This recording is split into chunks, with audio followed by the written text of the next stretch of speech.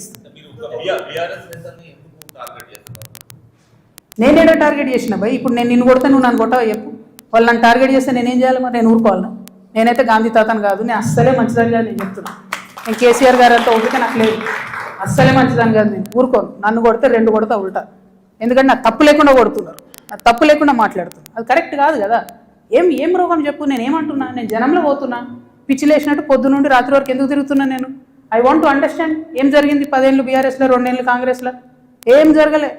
నిన్న పోయినాం, ఆ నల్ల నీళ్ళు అది ఎంత బాధ అనిపించింది చూస్తే. ట్యాప్లో డ్రైనేజ్ వాటర్ వస్తాయని ఇప్పుడు కూడా హైదరాబాద్ మహానగరంలో. ఇంకా అంత అందమైన నగరానికి కేటీఆర్ గారు నేను ఇట్లా చేసినా అని, ఇప్పుడు రేవంత్ రెడ్డి గారు గ్లోబల్ సమిట్ పెట్టి నేను ఇట్లా చేసినా అని ఏం లాభం చెప్పు? ఆడబిడ్డలకు ఒక డెలివరీ హాస్పిటల్ ఉండదు, నల్లలో మోరు నీళ్ళు వస్తాయి. ఇదో మహానగరం, దీనికి సంతోషపడాలి. ఎవరొకరు అడగాలి కదా. అడిగితే కేసులు, అడిగితే లొల్లి, ఇంతే. ఏం భయపడేదాన్ని కాదు నేను. ముందుకే పోతా, వెనుకకే